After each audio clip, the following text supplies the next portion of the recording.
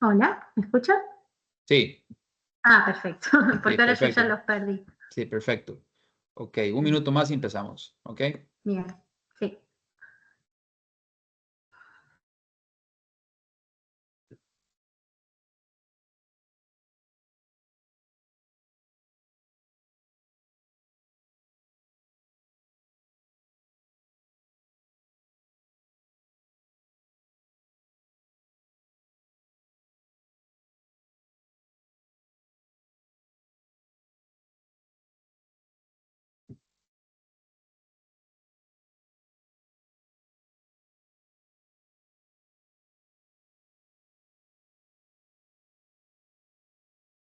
Ok, bueno, vamos a empezar.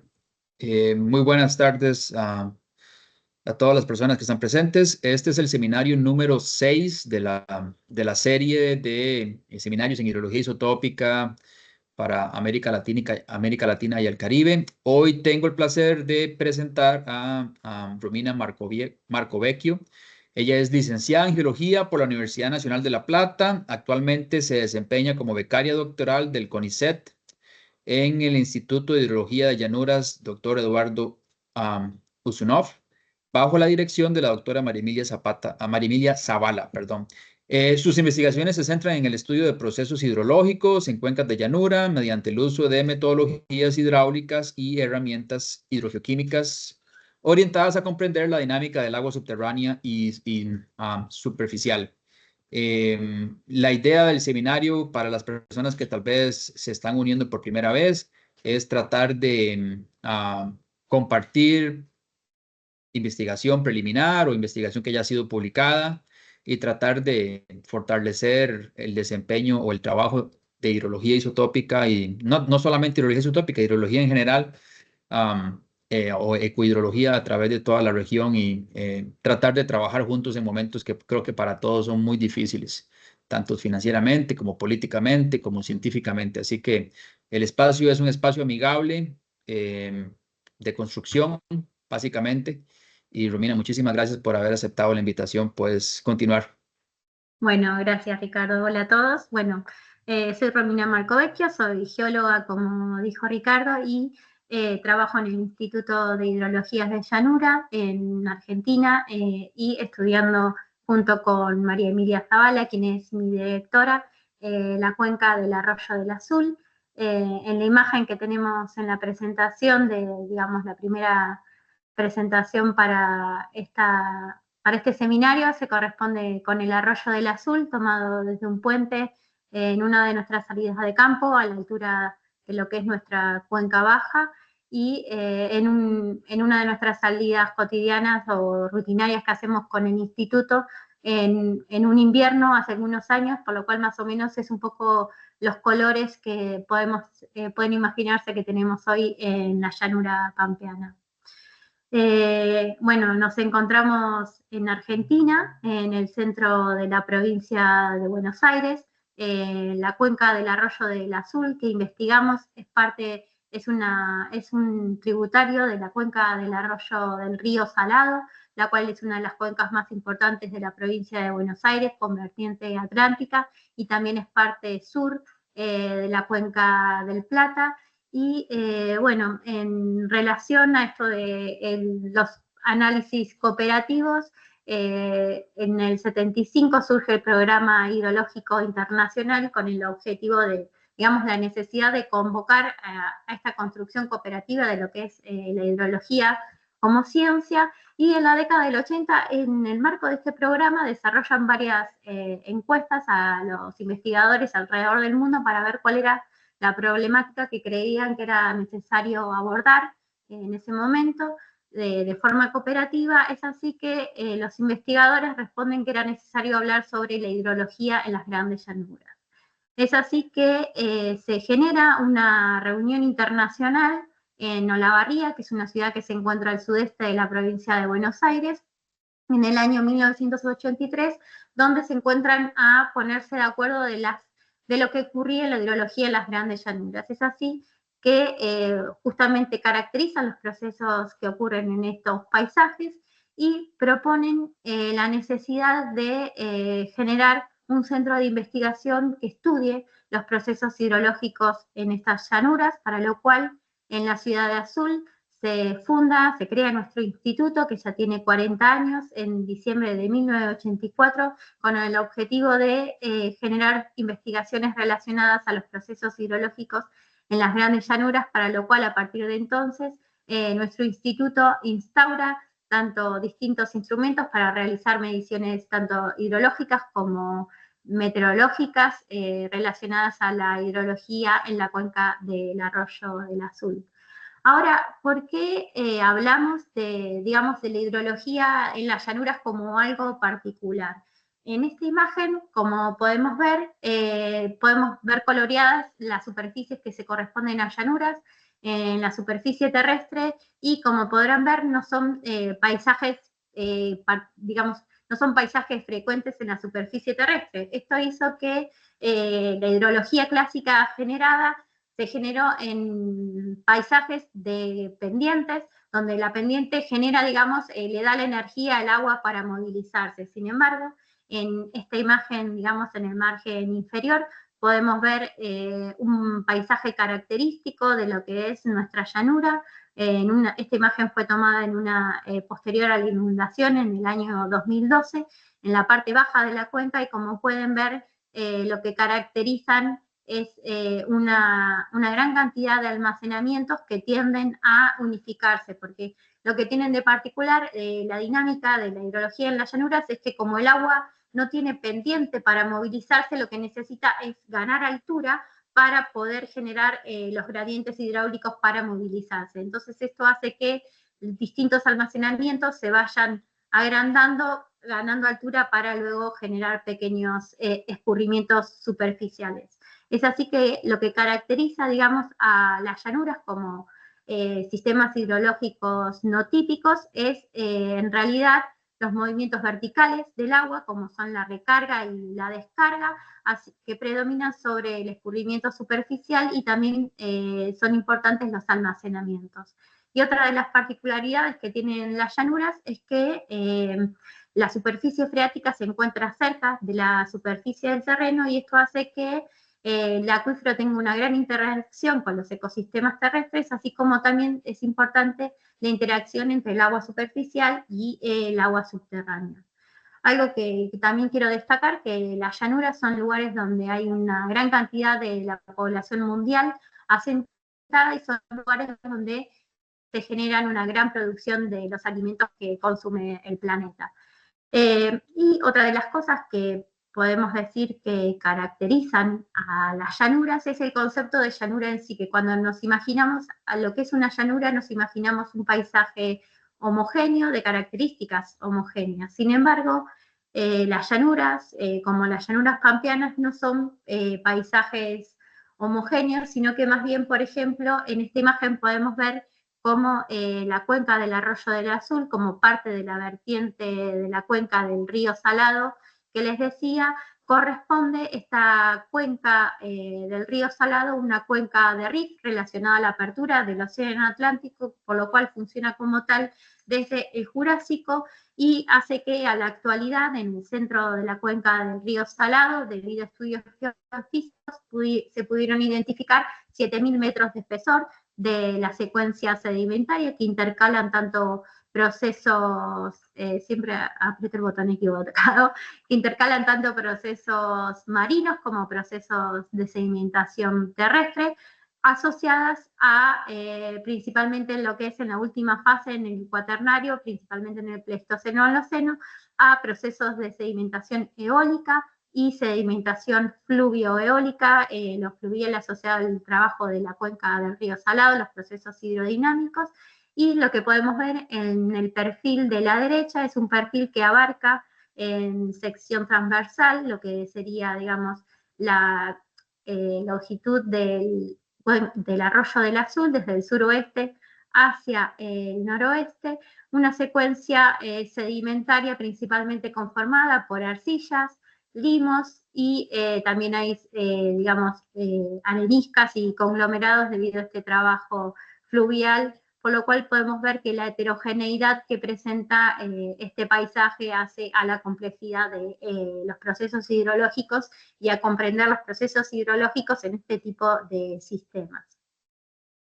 Es así que en el marco de mi tesis doctoral, porque bueno, trabajo mucho con mis compañeros, entonces creo que es algo de todos, propusimos después de 40, a pesar de que el instituto tiene 40 años investigando este tipo de paisajes, era necesario evaluar estos procesos con sus variabilidades, digamos, espaciales, y asociadas a la variabilidad temporales, así que propusimos desarrollar esta tesis donde proponemos generar un modelo hidrológico conceptual que nos permita comprender justamente esa distribución espacial y temporal del agua en los sistemas hidrológicos de llanura, para lo cual, bueno, avanzamos tanto en integrar información y caracterizar información nueva, principalmente relacionados a los isótopos estables, es lo que principalmente lo nuevo que caracterizamos nosotros, tanto en el agua de lluvia como en la zona no saturada, en el agua subterránea y en el agua superficial, así como en analizar los procesos hidrológicos que conectan estos almacenamientos en el sistema, como los procesos de precipitación, de recarga y de descarga.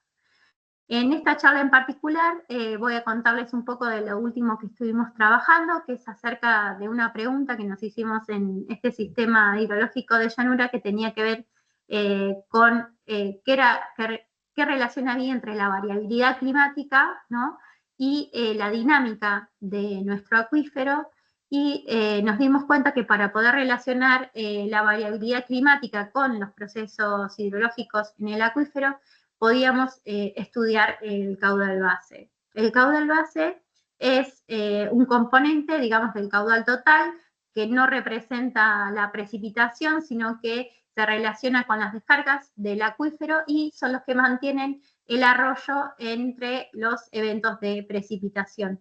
Este es un modelo conceptual de nuestra cuenca del arroyo del Azul, cómo se relacionan los distintos flujos, el escurrimiento superficial con flujo subterráneo.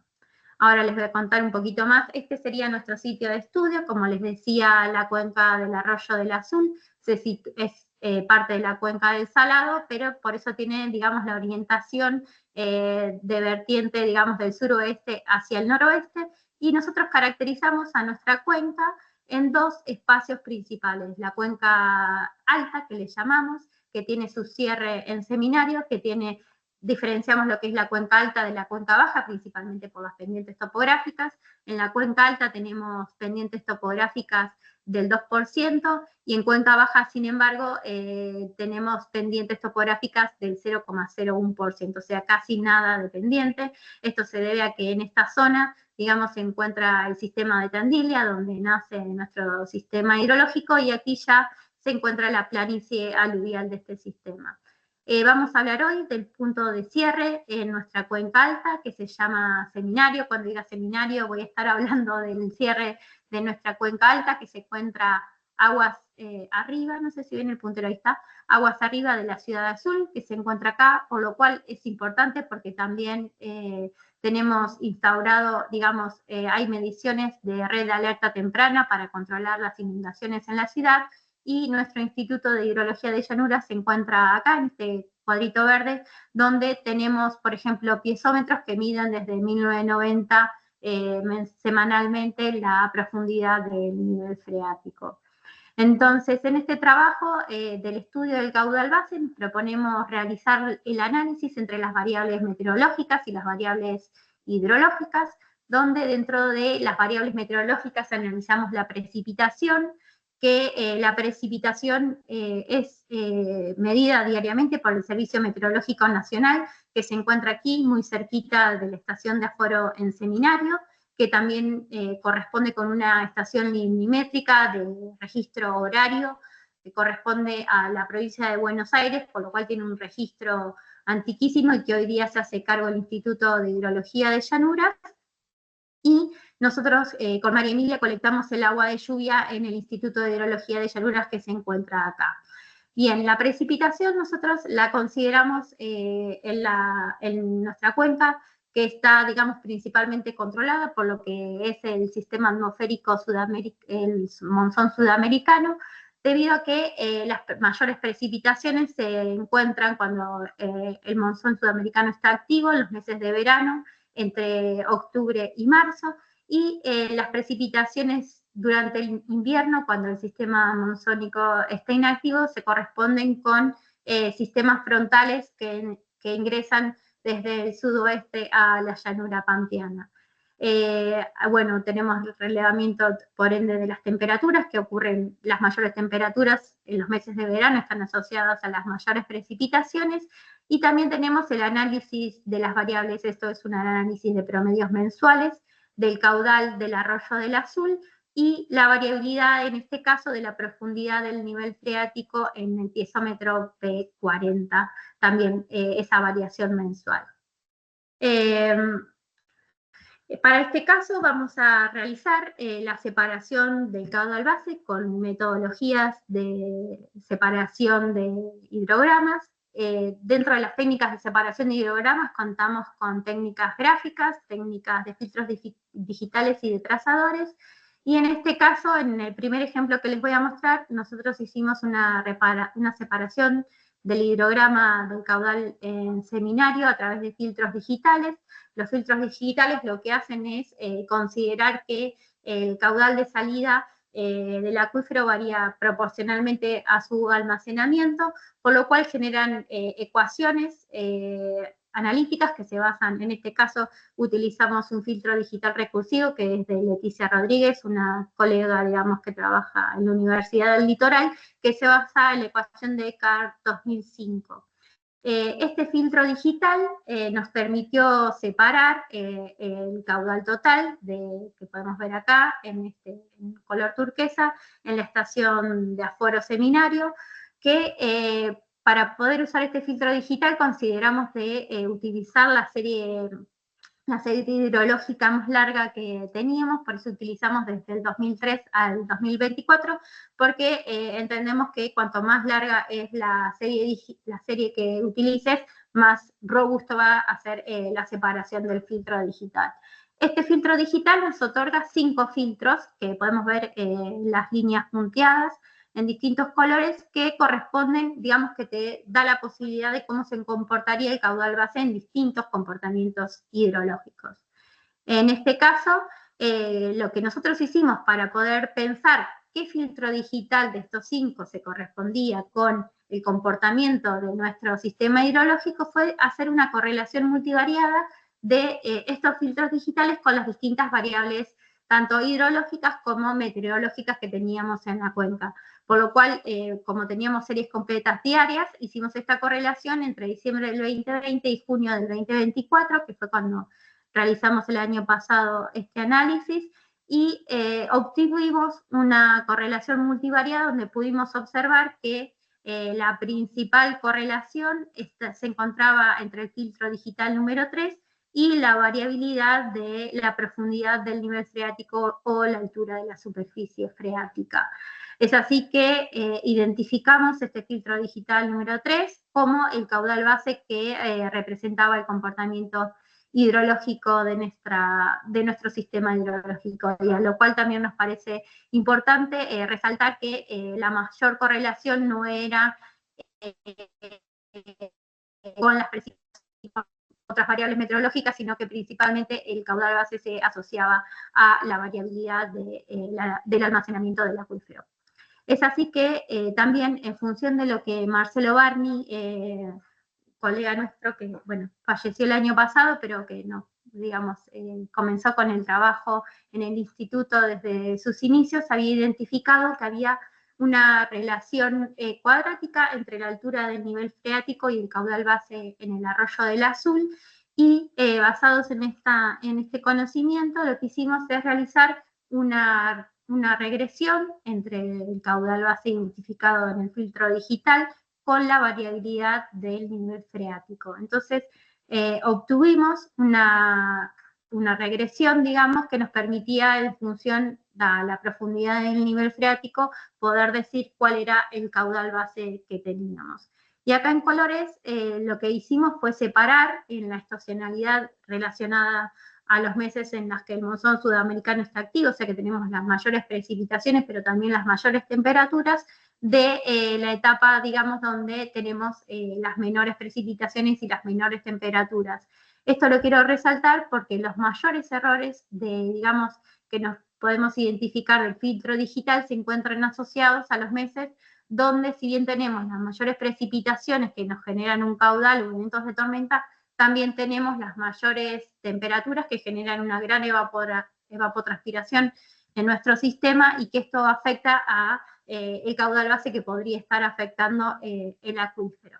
Bueno, este es un trabajo que publicamos el año pasado, que lo pueden encontrar si lo quieren leer completo, y este trabajo nos permitió realizar la separación de nuestro hidrograma en lo que es el caudal base ajustado a la variabilidad del nivel freático y el escurrimiento superficial.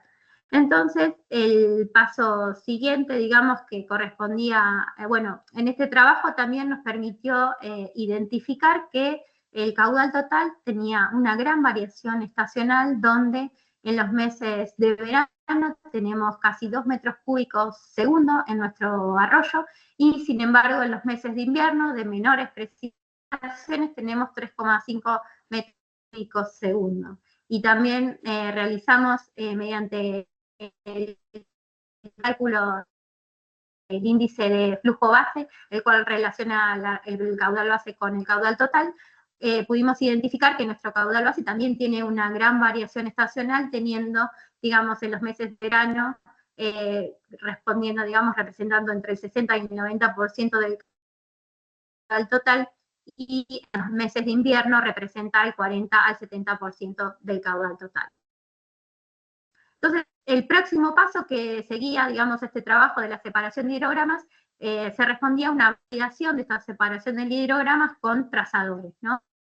Para lo cual lo que hicimos fue identificar, en función al análisis anterior, distintos momentos del caudal en nuestro arroyo del Azul, por lo cual identificamos una tormenta en diciembre del 2023 que pudimos muestrear, la cual, después de una precipitación de 167 milímetros en 5 días, el arroyo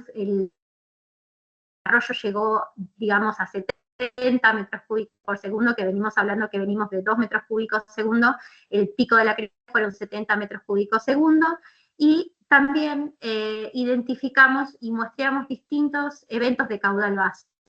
En este caso, acá está Sole Walde, nuestra compañera, estamos en el arroyo en Seminario durante el mes de agosto, tomando las muestras para el análisis físico-químicos y de isótopos estables del caudal base del arroyo en un estado de flujo alto de nuestro arroyo. ¿Ven? Acá podemos ver, digamos, acá podemos ver cómo este sería el caudal del arroyo, y estamos casi, digamos, en la parte superior del pelo de agua con la cota del terreno. También muestreamos el base en las alturas del caudal en los meses de verano, en enero y febrero. Y nos situamos desde el enfoque en el que nuestro caudal es una mezcla dinámica. Este enfoque, digamos, para la separación de hidrogramas, se basa, proponen Hooper y Christophersen en 1992, tanto en el análisis de EMA, que son la identificación de miembros extremos, como las proporciones de mezcla, donde ellos ven que el agua, digamos, nuestro agua del arroyo, el caudal, representa una mezcla dinámica de distintos almacenamientos, y que esta química de los distintos almacenamientos depende del origen que haya donde se haya originado este flujo, digamos, el tiempo, la trayectoria y el tiempo de residencia que tenga el agua van a controlar la química del agua. Esto nos permite, digamos, caracterizar químicamente los distintos almacenamientos e identificarlos. La metodología clásica que proponen Hooper y Christophersen del lema de proporciones de mezcla, digamos, lo que hace es caracterizar quiénes son los miembros extremos, y en base a eso calcular las proporciones de estos miembros extremos en la mezcla. Sin embargo, para poder aplicar esta metodología es necesario tanto conocer muy bien qué ideal, principalmente conservativos, isótopos estables, hacen, digamos, corresponden a estos miembros extremos, así como también las incertidumbres que estos representan, principalmente en su variabilidad temporal y espacial, lo que sabemos que esto es casi imposible de llevar a cabo en la realidad, llevar a cabo en el campo, ¿no? De poder mostrar los miembros extremos con sus incertidumbres. Es así que Jesús Carrera en el 2004 proponen una metodología donde ellos nos dicen que en nuestra mezcla, o sea, en este caso en el agua del arroyo, nosotros ya contenemos toda la información, tanto de quiénes son esos miembros extremos como de sus incertidumbres. Entonces ellos proponen a partir de este supuesto un algoritmo que es el EMAMIX, el cual permite justamente identificar miembros extremos inciertos y sus proporciones de mezcla. Este algoritmo necesita de un modelo conceptual previo, el cual se va ajustando a través de un proceso iterativo. Romy, Algoritmo, sí. Perdón, ¿querés apagar la cámara? Porque se está cortando y ahí verifiqué que no soy yo. Se te está cortando un poco a vos. Capaz que apagando la cámara mejor un poquito. Sí, perdón. a ver, cámara. No, sí, Mari, ahí cualquier cosa me decís. ¿Ahí se ve otra vez? Me vuelvo a compartir. Sí, ahí sí. Gracias, Romy. Ahí. No, gracias a ustedes. Gracias a vos, Mari. Bueno, entonces, como les decía, digamos, el EMAMIX es un algoritmo que es un proceso iterativo, que consta de dos partes, las cuales la hace a las dos juntas, o sea, el algoritmo se corre todo junto, pero de forma separada. La primera parte se corresponde con un análisis de miembros extremos, con un EMA, el cual es un análisis de componentes principales de nuestro sistema químico, de la variabilidad, digamos, de nuestro sistema químico, que esta es la parte donde nos permite a nosotros validar nuestro modelo conceptual, porque a partir del análisis de la varianza de este sistema químico podemos observar en este caso si las aguas extremos contienen a las mezclas y validar que son las aguas orígenes en nuestro modelo conceptual. Y una segunda parte en donde se realiza el cálculo de proporciones de mezcla, donde el algoritmo usa un método de máxima verosimilitud que trabaja con dos incógnitas. Una que es la concentración que tienen las mezclas, o sea, de las especies químicas en las mezclas, y la concentración de estos procesos. Entonces, mediante la optimización de una función objetivo con el método de máxima verosimilitud, el algoritmo encuentra en función a las concentraciones que uno le ingresa, tanto de las mezclas como de las aguas orígenes, cuáles son las proporciones de mezcla y la concentración de esos miembros extremos. Entonces, es un algoritmo interesante para utilizar, ya que nos permite poner en práctica y jugar con nuestros datos para encontrar si se ajustan al modelo conceptual que tenemos en la cabeza de nuestro sistema.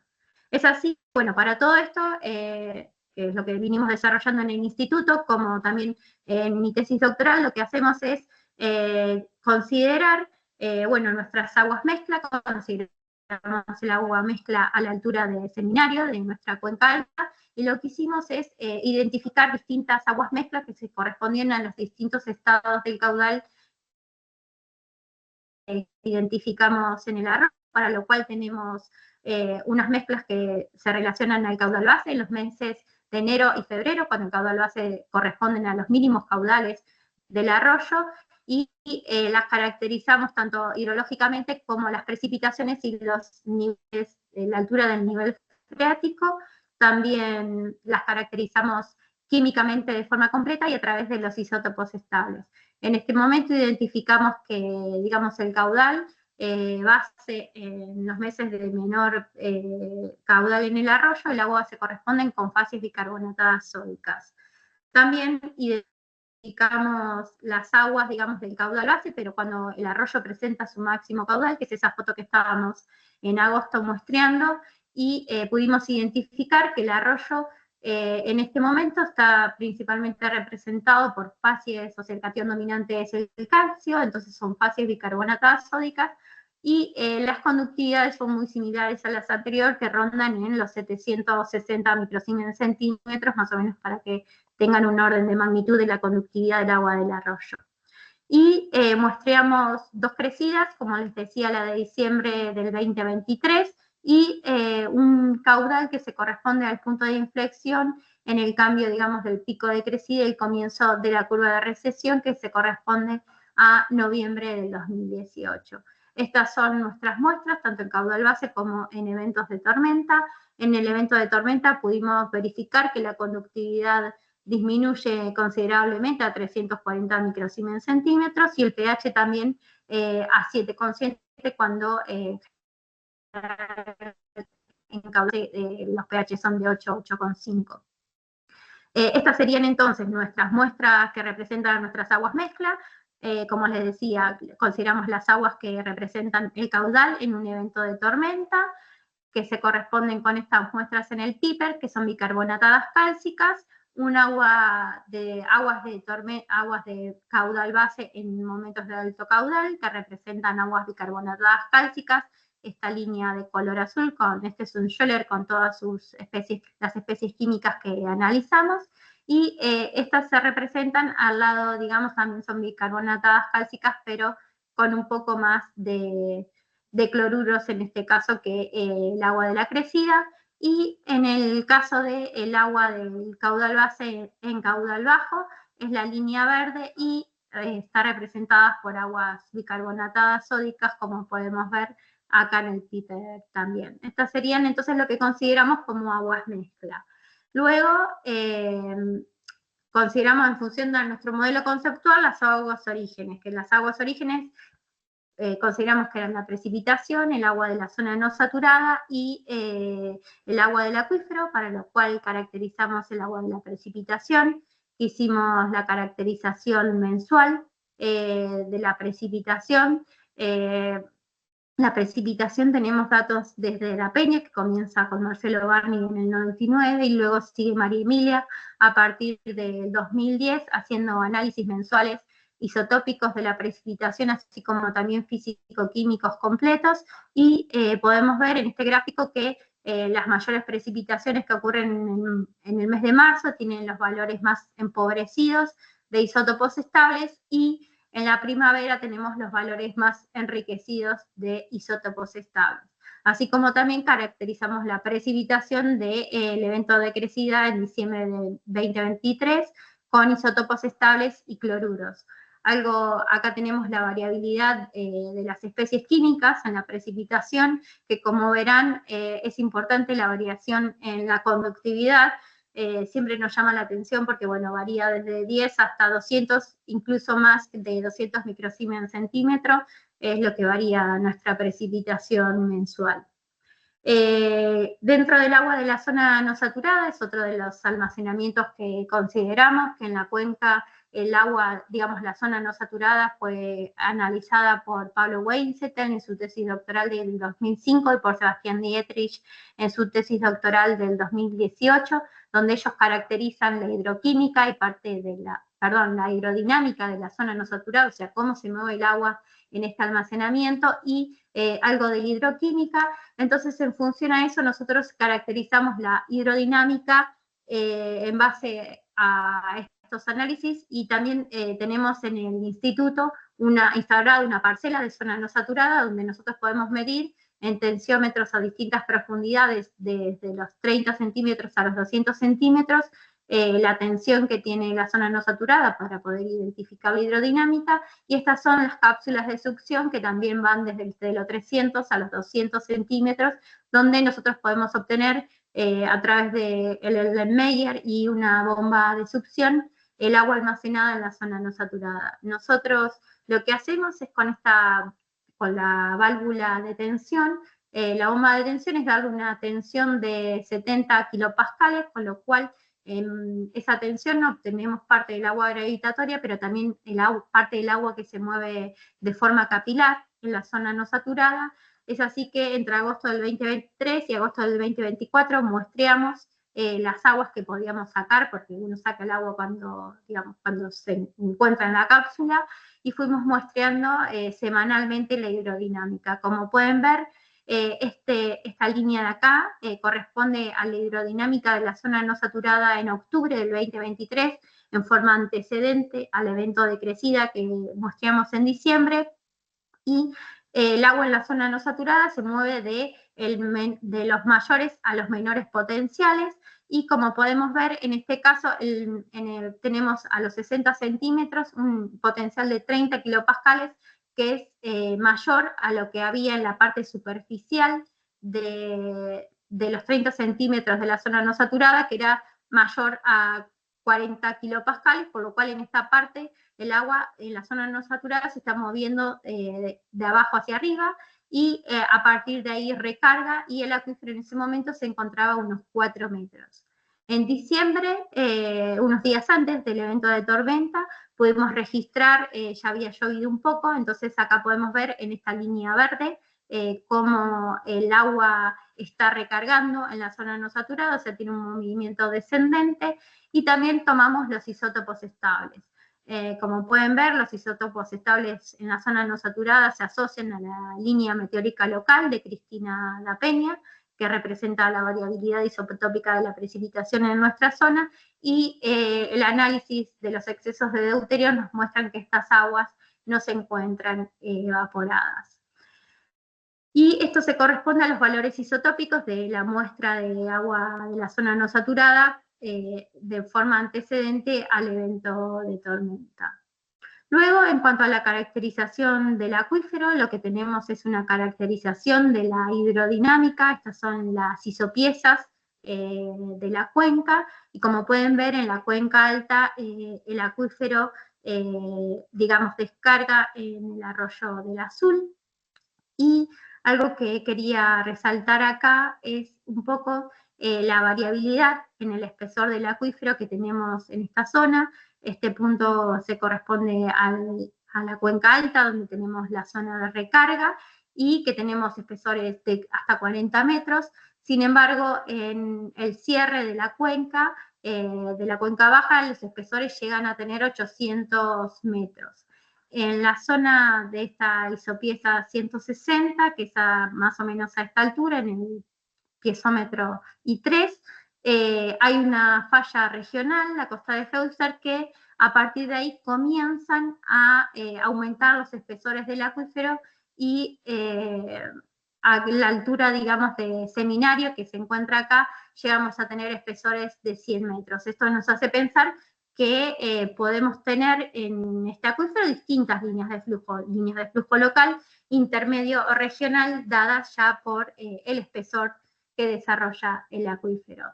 También es importante decir que el acuífero en esta zona varía entre 1 y 5 metros de profundidad, y que las mayores profundidades se encuentran también en los meses de enero, los meses que hay mayor evapotranspiración, y en diciembre, cuando pudimos tomar el evento de crecida, el acuífero se encontraba a 4 metros de profundidad.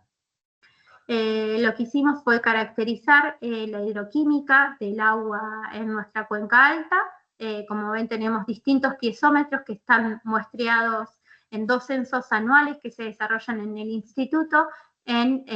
Hoy actualmente muestreamos 2 censos anuales en más o menos 20 piezómetros, y los colores del mapa en esta cuenca se corresponden a la caracterización de la geomorfología.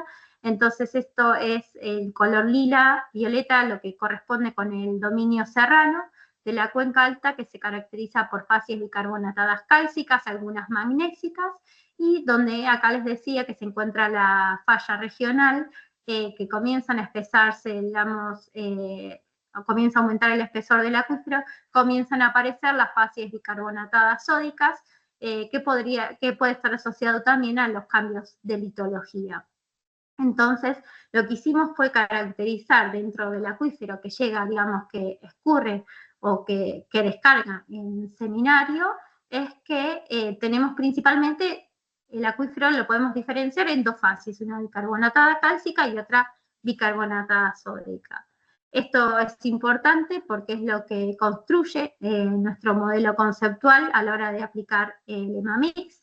Este modelo conceptual, entonces, desde la parte isotópica podemos ver la variabilidad que tiene nuestra precipitación en la cuenca, la recta meteórica local que corresponde a la Peña 2010, y en verde, los puntos verdes, podemos ver la variabilidad que representa el agua de la zona no saturada, está asociada a la variabilidad de la precipitación.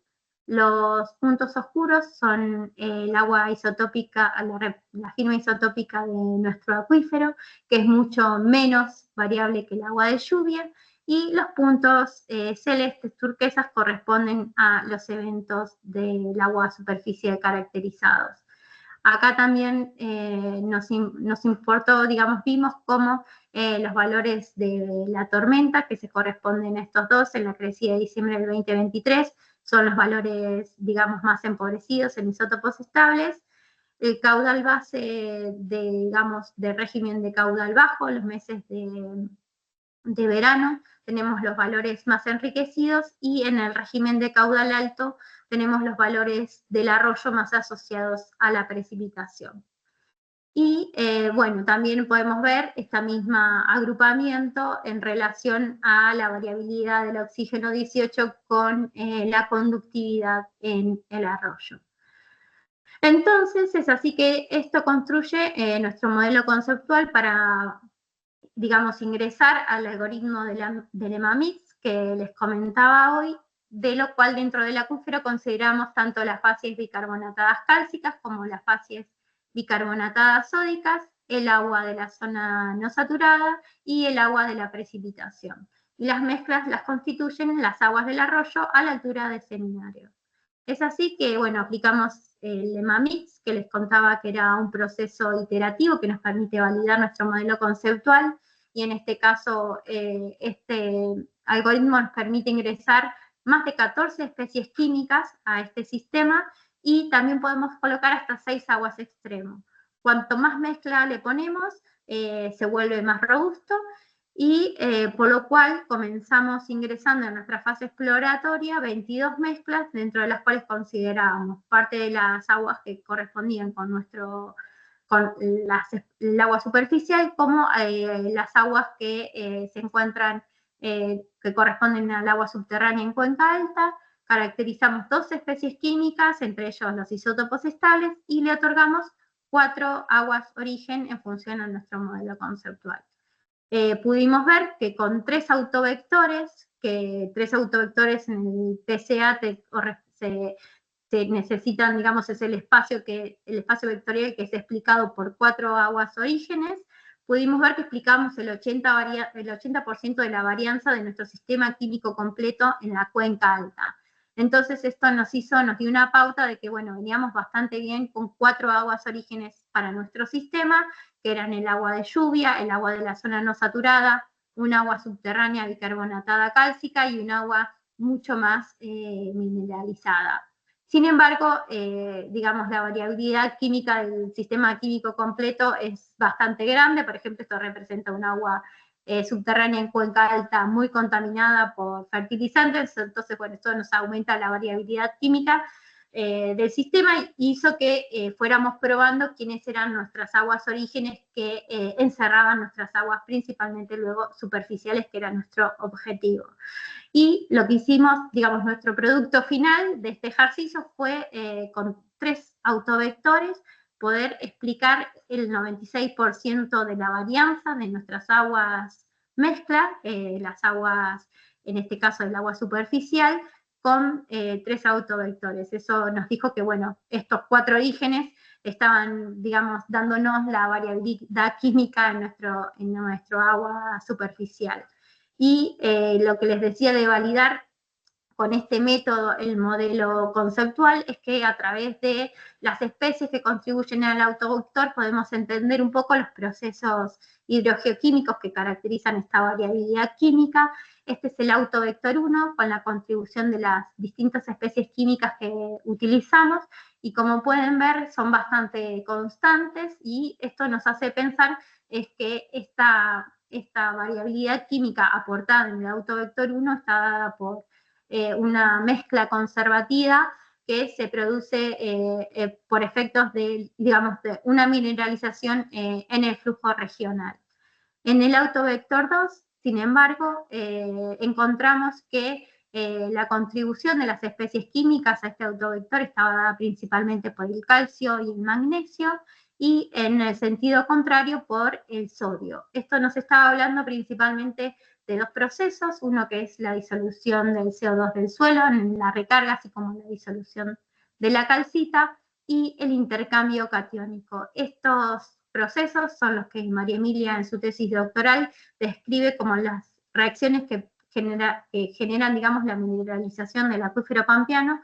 Entonces, bueno, es como que, bueno, estamos identificando cuáles son los procesos geoquímicos que nos dan esta variación química en nuestro sistema.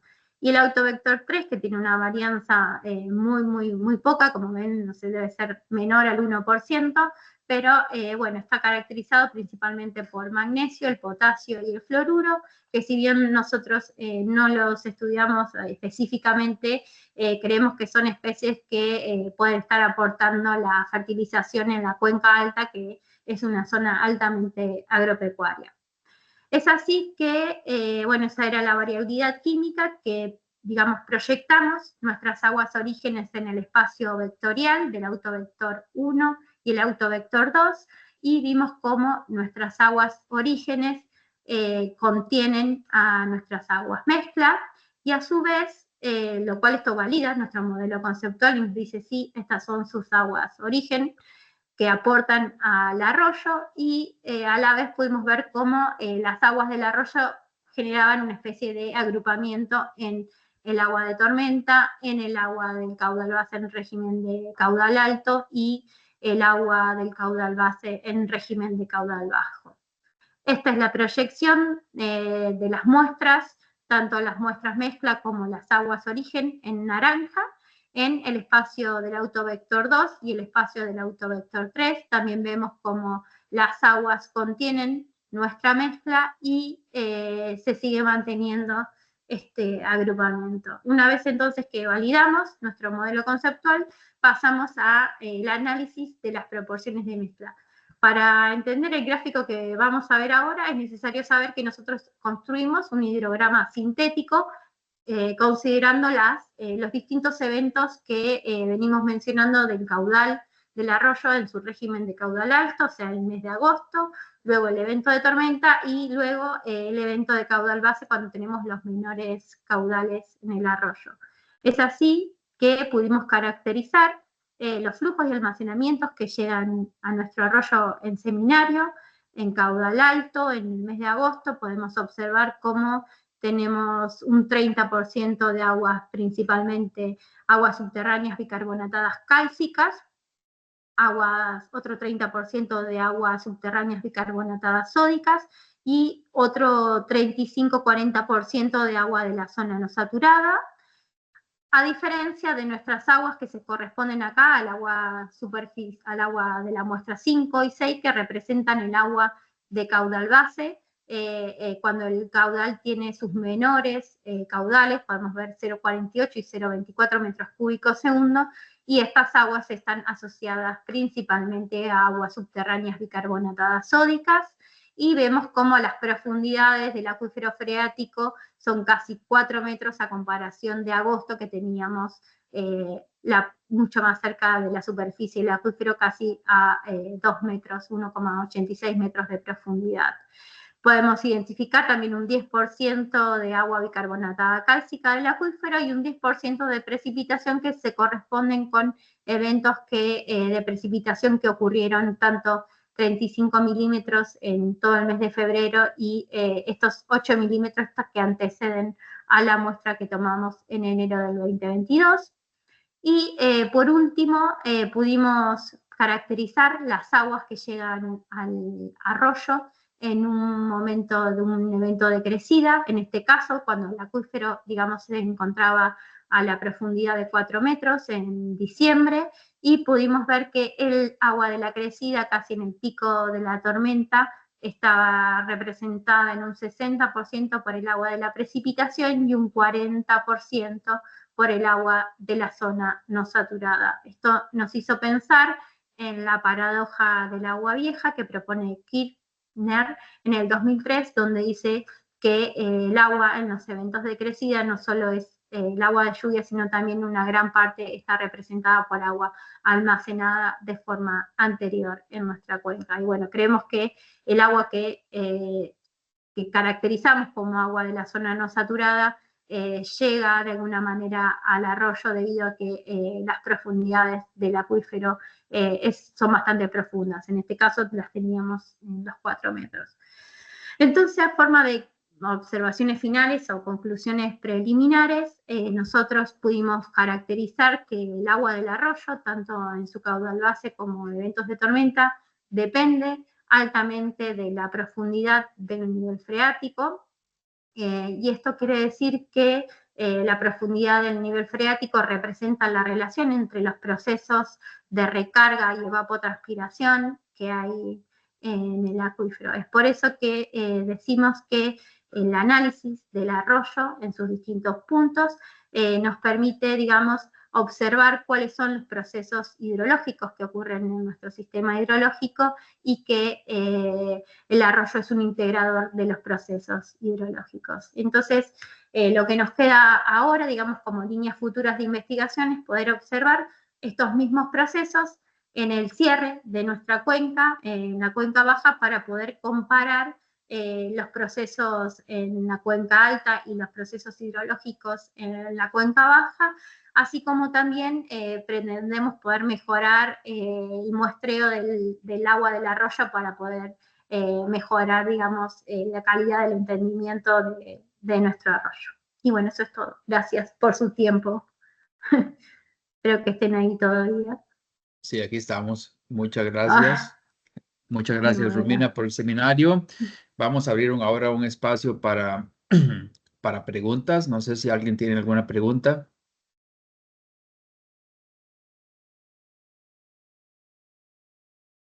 Bueno, yo tengo algunas preguntas, pero más que todo, sí, más que todo para entender mejor el proceso y tal vez ver algunas opciones de trabajo futuro. Entonces, durante los periodos del monzón, el caudal, sí, creo que era el de entre octubre y marzo, ¿no?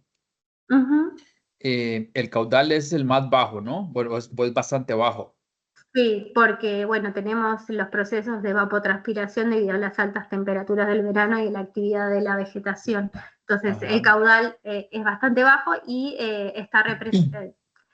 representa principalmente el agua del acuífero, ¿no? O sea, es como que es caudal base casi completamente, entre un 60 y un 90%. Sí, es muy interesante, ¿verdad? Que a pesar de que llueva tanto durante ese periodo, el sistema no reacciona inmediatamente, pero luego reacciona meses después.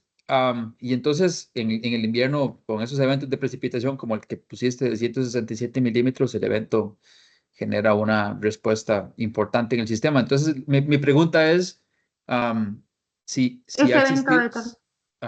ha existido alguna posibilidad de tratar de entender la edad del agua que se está muestreando, si hay algún, si lo han visualizado, si lo han pensado, tratar de utilizar otros trazadores para poder determinar la edad del agua que se está muestreando en el sistema, qué tan rápido se mueve el agua en el sistema. Dos cosas. Quiero que le quede claro que el evento de tormenta que pudimos muestrear también es parte del monzón, digamos, cuando tenemos las mayores precipitaciones de diciembre. Sin embargo, bueno, consideramos que cómo va a responder nuestro arroyo va a ser distinto en las dos estaciones, pero sí, obviamente que el próximo paso, cuando podamos, es medir la edad del agua que llega, digamos, al arroyo. Es una de las cosas que más nos importa, ya sea con tritio, que se ha hecho, lo ha hecho Daniel Martínez con su equipo. Ellos midieron tritio en el río Quequén, pero bueno, consideramos que gran parte, digamos, del agua que llega al menos la mitad se corresponde con agua que se almacenó en la cuenca de forma anterior al evento. Ok. Y no sé si lo mencionaste, pero ¿cómo no me recuerdo si lo pusiste en la presentación, pero cómo se corresponden los valores de caudal base calculados, las contribuciones de los filtros digitales a la parte de trazadores? ¿Cuáles son las diferencias? ¿Cuánto error existe entre una y otra medición? No sé si han tratado de No, evaluar eso con más detalle. No, todavía no hicimos ese trabajo en principio porque estábamos, bueno, haciendo todo el análisis de las mezclas en el arroyo y a forma preliminar, bueno, podemos ver que lo que nosotros consideramos que aporta el agua del caudal base parece a simple vista mucho mayor de lo que nos está diferenciando el filtro digital. Entonces, bueno, todavía ese análisis entre, digamos, el análisis del filtro digital que ajustamos con la profundidad del nivel freático y validar con lo que nos aportan las mezclas, no la realizamos y tampoco lo realizamos porque la realidad es que tenemos bastantes pocas muestras como para poder hacer el ajuste del filtro digital con las proporciones de mezcla. Ok. No sé si alguien más de momento quiere preguntar. María. Sí, ¿qué tal? Bueno, primero felicitaciones por el trabajo. Es un montón de trabajo y está muy interesante. Y bueno, yo estoy siempre en las montañas, entonces las llanuras siempre son un desafío para mí. Pero me pareció súper interesante esto que decía Ricardo de cómo en el momento de mayor precipitación el caudal está en su estado más basal, y entender ese proceso, dónde está el agua en ese momento. Medir con sensores de humedad del suelo, bueno, tratar como de algún modo traquear ese flujo de la precipitación, y entender cuánto demora hasta que llega al caudal.